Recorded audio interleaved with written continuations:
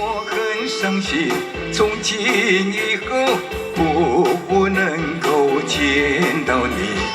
只有希望在夢中能夠時常看見你，滿地。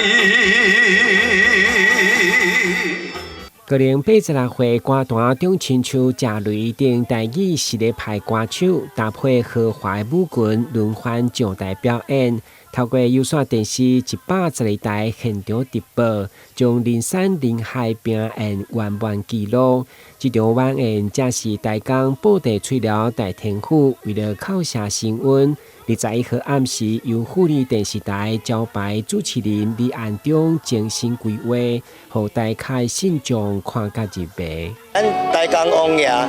伊的年數的金身已經330幾棟啊，所以講誒，非常的靈感，非常靈感。所以講誒，咱借着這個平安福宴來這個轉播，咱的全國的好朋友來這個得到咱的王爺，台江王爺的庇佑，讓咱國泰民安，風調雨順，家家戶戶會當平安順利。為了恭祝主婦千歲萬壽，會中強府市長馬率領市府以及主管來上香祈福，並且將台甲儕民代貴賓共同見證王爺成為顯赫，將委員用心帶動宗教文化提升。大家除了夜杯同慶，嘛點燃高空煙火，將活動早日上高調。咱主婦千歲，甲咱的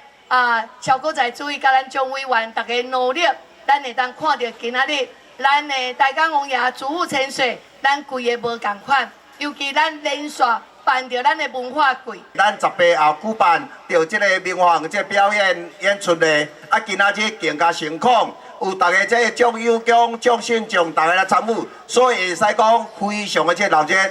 副主委李安忠指出，台江布袋吹寮大天府佇祖先開基時，每到神明聖誕，皆當佇工地臨時打布棚祭祀。